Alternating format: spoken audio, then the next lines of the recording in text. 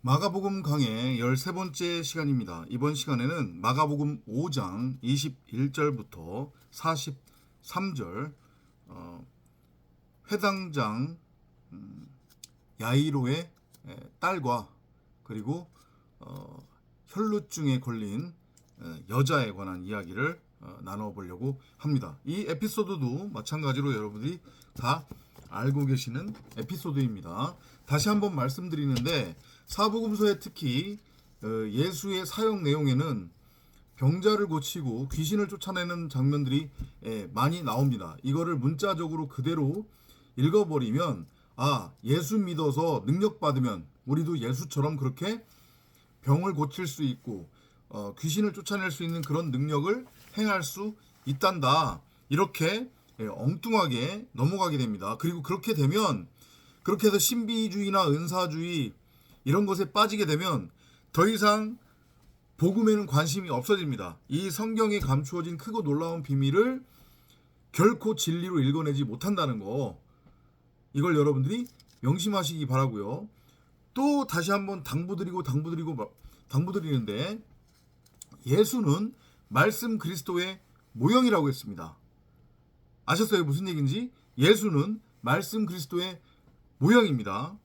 그리고 그 말씀 그리스도가 창세기 1장 1절과 창세기 1장 27절대로 전능자 말씀 그리스도가 당신을 담을 수 있는 집, 성전을 찾아 이 땅에 내려와서 그 말씀 그리스도로서의 당신 자신인 전능자를 담을 수 있는, 그러니까 예수의 표현을 빌리자고 하면 여우도 굴이 있고 공중을 나는 새도 집이 있는데 인자는 머리 둘 곳이 없다고 한 것처럼 말씀 그리스도라고 하는 머리를 넘겨줄 그 집을 찾는 과정, 그래서 그 집을 찾아서 그 집의 머리로 들어가 그 집을 창세기 1장 1절대로 말씀 그리스도를 담은 성전, 곧 말씀이라고 하는 성령으로 아들을 잉태해서 하나님의 톨레도트, 하나님의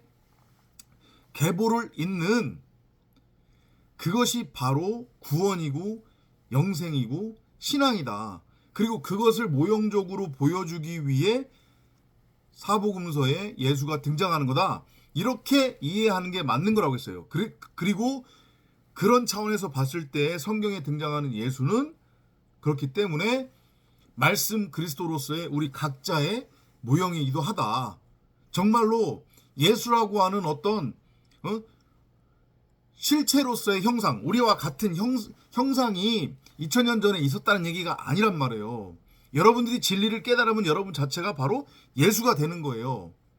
요걸 제발 좀 알아먹으시기 바랍니다. 그렇기 때문에 신약을 읽고 다시 또 말씀드리지만 성령 받아서 능력 받아서 이적과 기적을 행할 수 있다. 하나님을 신실하게 믿고 그러면 능력이 나한테 주어지는데, 그러면 나도 예수처럼 병을 고치고 귀신을 쫓아낼 수 있다. 이렇게 넘어가면 큰일 난다는 얘기예요. 답 없어요. 그 다음부터 거기서 못 나옵니다. 그냥 영원한 지옥으로 끝나는 거예요. 이걸 여러분들이 명심하시기 바랍니다. 이건 다 3일길 얘기를 하는 거라고 했어요. 첫째 날에는 귀신을 쫓아내고, 둘째 날에는 병을 고치고, 셋째 날에 온전하리라.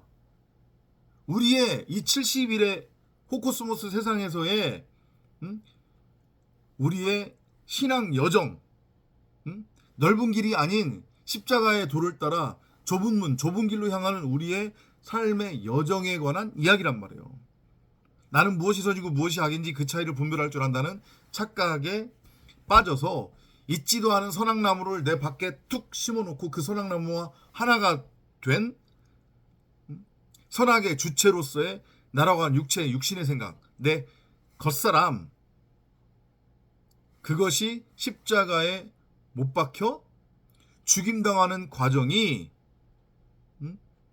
바로 귀신이 쫓겨나가는 것으로 그려지고 있는 거고, 병이 치유되는 그러한 과정으로 그려지고 있는 거고, 우리 창세기에서 배웠잖아요.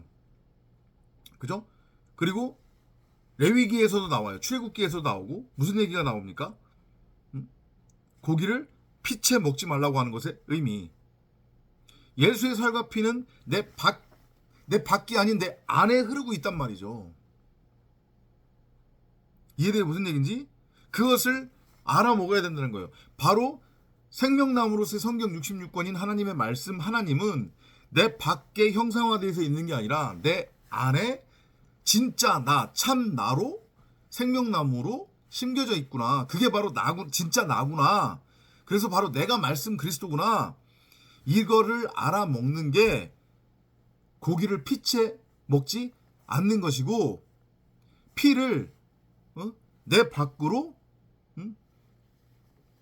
흘리는 그 혈루병이 치유되는 것을 의미하는 거란 말이에요.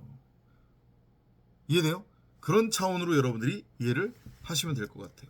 그리고 지금 우리가 마태복음하고 마가복음을 지금 하고 있는데 특징이 뭐라고 했습니까? 예수는 항상 배를 타고 강 저편으로 넘어가요. 그죠? 그리고 꼭 복음을 전할 때 어디로 가냐면 강가로 가요. 그리고 그 강가에는 수많은 무리들이 몰려있단 말이죠. 이것이 의미하는 게 뭐라고 했습니까? 우리는 바로 이 호코스모스 세상이라고 하는 아랫물, 저주의 바다, 선악이라고 하는 율법의 주체로서의 선악나무로서 이 율법 세상, 저주의 바다, 죽은 자들의 세상, 무덤에 갇혀있는 바로 바다 생물, 곧 부정한 물고기라고 그랬잖아요. 그죠?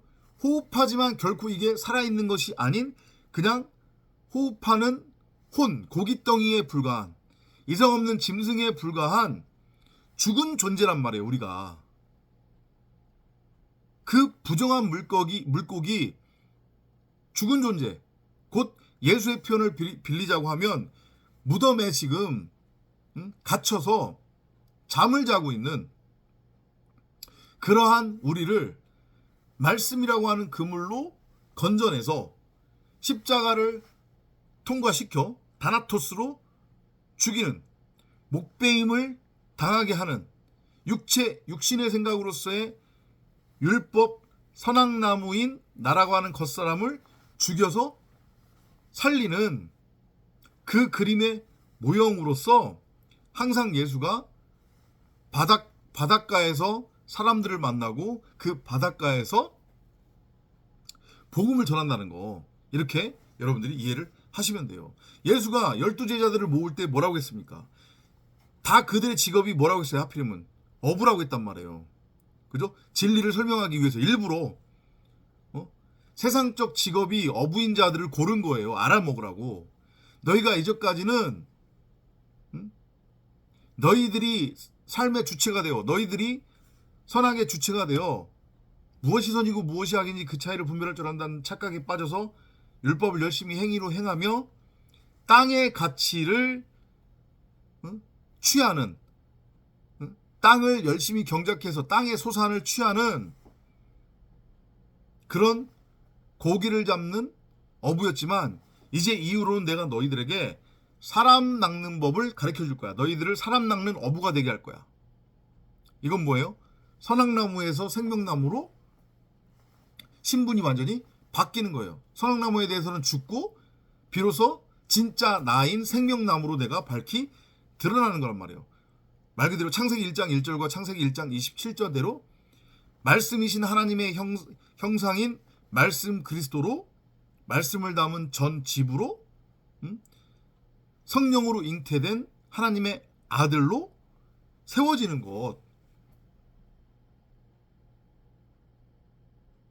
아셨어요? 무슨 의미인지? 그죠? 그것이 바로 구원이란 말이에요. 그거를 설명하기 위해서 고기를 낚는 어부가 아닌 이제 사람을 낚는 바로 말씀 그리스도라고 하는 너희들이 그물이 될 거다. 그 말씀을 하신 거란 말이에요. 그리고 그것을 설명하기 위해 계속해서 예수는 바닷가 근처에서 사람들을 만나고 거기에서 복음을 전하고 그거의 모형으로서 귀신을 쫓아내고 병을 고치는 이런 사역을 행했다. 이렇게 이해를 하시면 될 것 같습니다. 부연 설명이 길었는데요. 그죠? 그거를 이해를 하셨으면은 이 지금 5장 21절부터 43절을 쉽게 이해할 수 있을 겁니다. 마찬가지로 보면은 갈릴리로 넘어갔어요. 그리고 바닷가에서 무리들을 만납니다. 그죠? 근데 그 중에 회당장을 관리하는 한 사람이 예수 앞에 나타나는데 그의 이름이 뭐냐면 자이러스예요. 자이러스. 우리말로는 야이로라고 하죠. 야이로.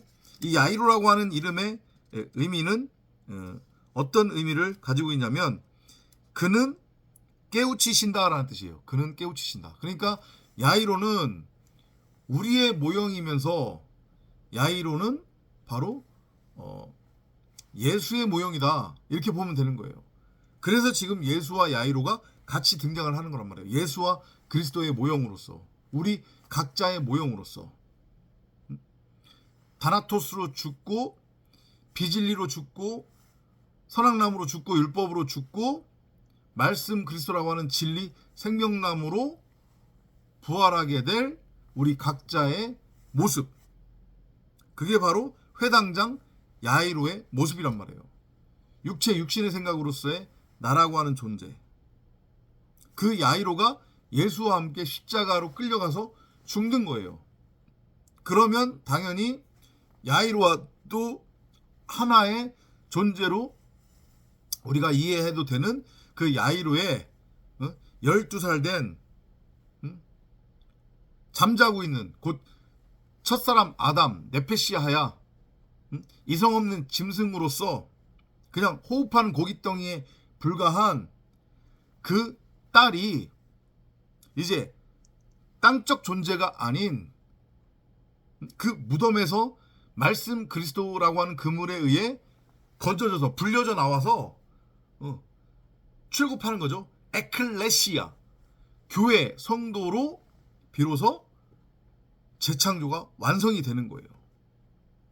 그래서 12살이라고 하필이면 표현을 하는 거란 말이에요. 모형적으로 설명을 하기 위해 12의 아들로 비로소 완성이 되는 거죠. 이전까지는 12아들이 아닌 12두령이었단 말이에요. 12두령. 땅의 자식, 땅적 존재, 율법에 매여 있는 율법의 상태였는데 그 야이로의 딸이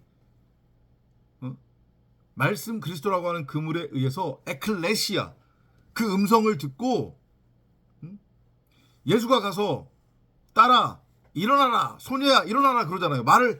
진리의 말을 던지잖아요. 그죠? 그러니까 그 말씀 그리스도라고 하는 음성을 알아들은 어떤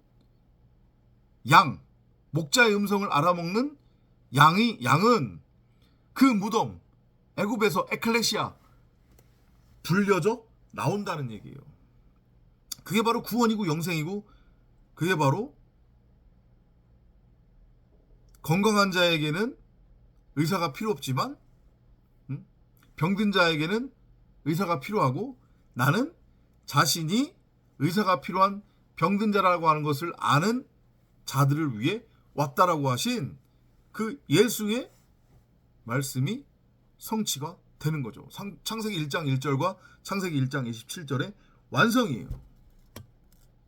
아셨죠? 그렇게 회당장 야이로 딸에 관한 이야기는 에피소드를 이해하시면 되고요. 그죠? 그래서 이제 말씀이 샬라흐 보내심을 입고 자신의 신부인 지금 죽은 상태로 무덤에 누워있는 갇혀있는 그 신부를 향해서 신부 집으로 보내심을 입고 침노에 들어가는 거예요. 하나님의 나라가 침노에 들어가는 거란 말이에요. 장가 드는 거예요. 그리고 가서 신부를 불러내는 거란 말이에요. 그 그림으로 이해를 하시면 돼요. 그리고 그 와중에 야이로의 집으로 가는 길에 또 무리 중에서 한 여자가 지금 등장을 합니다. 이 여자는 12년 동안 피를 계속해서 흘리고 있는, 소위 말하는 혈루증이라고 하죠. 혈루증, 그죠? 혈루증에 걸린 여자예요. 이 여자가 이전까지 수많은 사람 의사들을 만나왔단 말이에요. 그 사람 의사가 의미하는 건 뭐겠어요? 다 율법을 의미하는 거잖아요. 율법의 가르침으로 사람을 정하게 만들겠다고 하는 바리새인, 제사장, 서기관들, 그들이 부정하다고 이 12년 동안 혈루증에 걸려있는 여자를 율법으로 정죄하고 판단하고 심판했단 말이죠. 근데 그 율법의 정죄와 판단, 심판, 율법의 가르침으로는 결코 사람이 정할 수 없단 말이에요. 선해질 수 없단 말이죠. 오히려 율법을 가르침받아 그것을 행위로 행하면 행할수록 죄는 더 많이 쌓이게 되는 거고, 그 율법에 수고하고 무거운 짐을 더 많이 짊어지게 돼야 되는 거예요. 그래서 지금 여기 원어에도 보면 She had gone to many doctors. 이전까지 12년 동안 수많은 의사를 찾아다녔다는 거예요. 근데 they had not done anything. 그 무엇도 해주지 못했대요. cause her a lot of pain. 오히려 이 혈루증에 걸려있는 여자한테 더 많은 고통을 주었다는 거예요. 수고하고 무거운 짐을 짊어지게 한 거겠죠. 그죠? 자신들은 건강하다고 자처하고 있는 바리새인 서기관의 모형이, 율법의 모형이 바로 세상 사람 의사들이니까. 그죠? 그래서 instead of getting better, 나아지기는커녕 she only got worse. 더 상태가 심해졌다요. 그렇다니까요.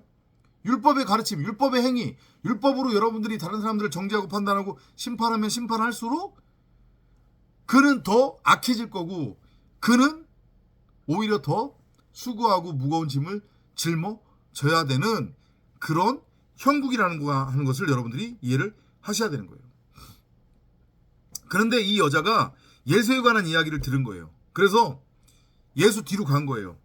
이 혼자서 생각하기를 예수의 옷을 만지기만 하면 내가 나을 수 있겠다라고 하는 그런 믿음을 가진 거예요. 심령이 가난한 자, 푸토크스한 자의 마음 자세인 거죠. 내가 병자다. 나는 무엇이 선이고 무엇이 악인지 그 차이를 분별할 줄 이제 모른다고 하는 것을 수많은 율법의 행위를 통해 12년 동안, 그죠? 12년 동안 율법의 행위를 통해 비로소 알고 깨달은 거예요. 내가 바로 병자였구나.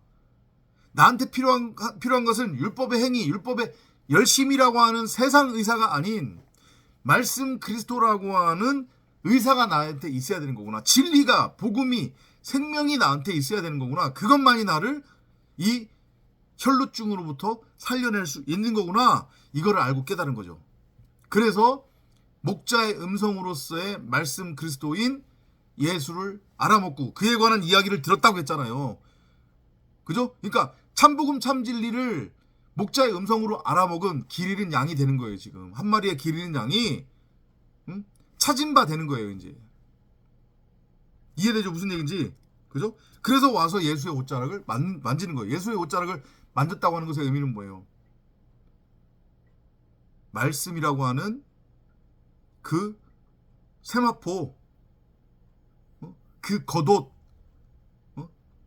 신부에게만 주어지는 하얀 세마포로서의 말씀 그리스도가 이 혈루증을 앓고 있는 여자에게 덮여지는 거란 말이에요.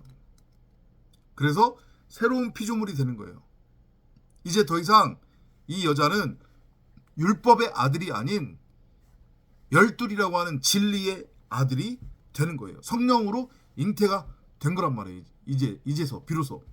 그러면 병이 치료될 수밖에 없는 거죠.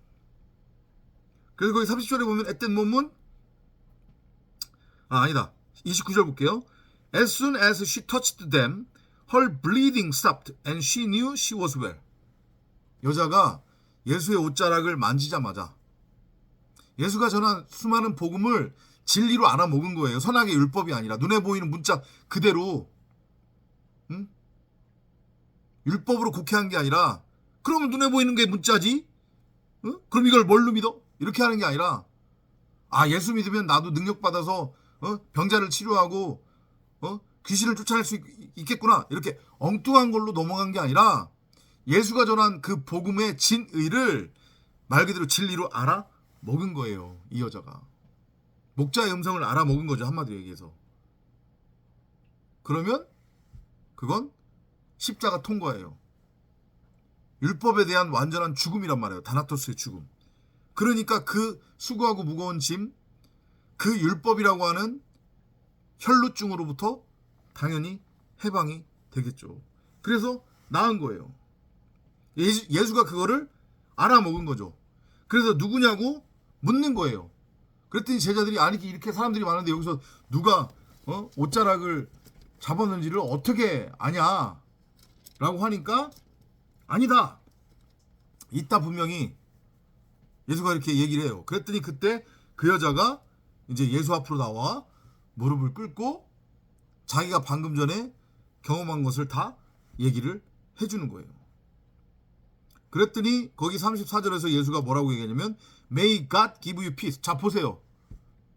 우리가 참복음 참진리를 알고 깨달음으로 받게 되는 복이 무엇인지 한국 기독교가 얘기하는 거짓 목사들, 사꾼 목사들이 얘기하는 예수 믿으면 잘 먹고 잘 살고 이 땅에서의 가치를 누리고 나의 삶이 변화가 된다, 그런 거 아니란 말이에요.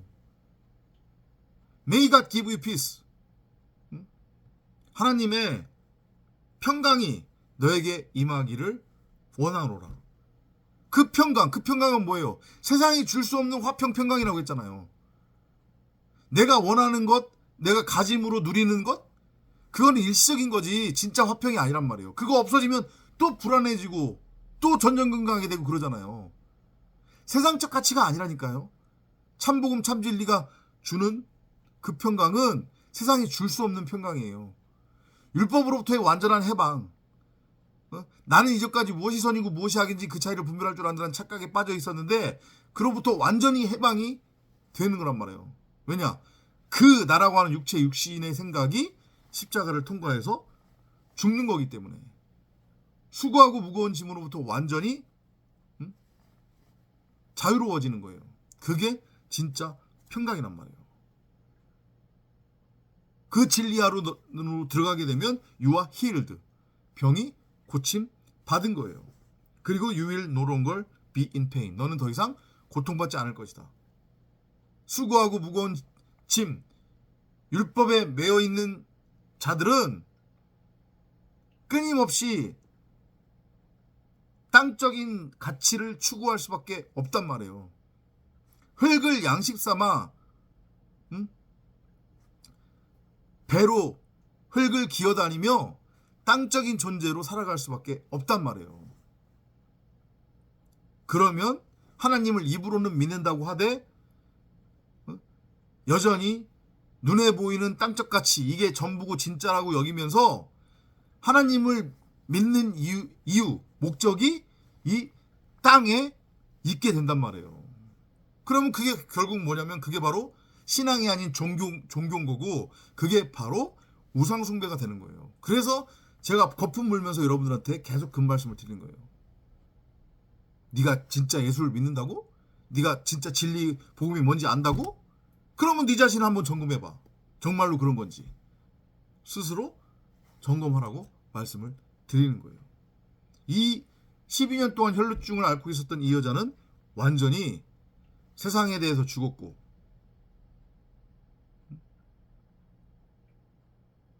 완전히 건져진 거란 말이에요. 그래서 이 여자 자체가 바로 말씀 그리스도라고 하는 하나님 나라 천국이 된 거예요. 이 혈루증을 앓고 있었던 여자가 누린 이 평강을 누리는 여러분이 되시기를 바랍니다. 아시죠? 그리고 그 사이에 무슨 일이 일어나냐면 딸이 죽었다는 소리가 들립니다. 소식이 들려와요. 그 회당장 야이로의 지금 집으로 가고 있었잖아요. 샬라흐 부르심을 입고 말씀 그리스도로서 신랑으로서 당신의 신부를 찾아 침노에 들어가고 있는 장가 들고 있는 그 남편에게 신부가 죽었다는 소식이 들려와요. 근데 여기서 이 죽었다는 표현을 누가 하냐면 사람이 한단 말이죠. 그러니까 사람이 인지하는 죽음이라고 하는 것은 그냥 요 호흡이 멈추고, 그래서 이 고깃덩이가 더 이상 역할을 하지 않는 것을 죽었다고 인지를 해요. 근데 하나님의 입장에서는 이건 아무것도 아니란 말이에요. 이게 있던 없던 이건 상관없어요. 하나님 입장에서의 죽음은 그게 아니란 말이에요. 우리는 이미 죽어 있는 상태인데 뭘 또 죽냔 말이죠. 아셨죠? 그래서 잠들어 있다고 표현을 하시는 거예요. 아니다. 죽은 게 아니다. 그가 잠들었느니라. 호흡하는 혼 고깃덩이에 불과한 시체들, 이성 없는 짐승들, 바로 90억 대부분의 사람들이 지금 다 잠들어 있는 자들이란 말이에요. 지금 듣기는 듣되 듣지 못하고 보기는 보나 보지 못하는 그런 상태에 지금 있는 거란 말이에요.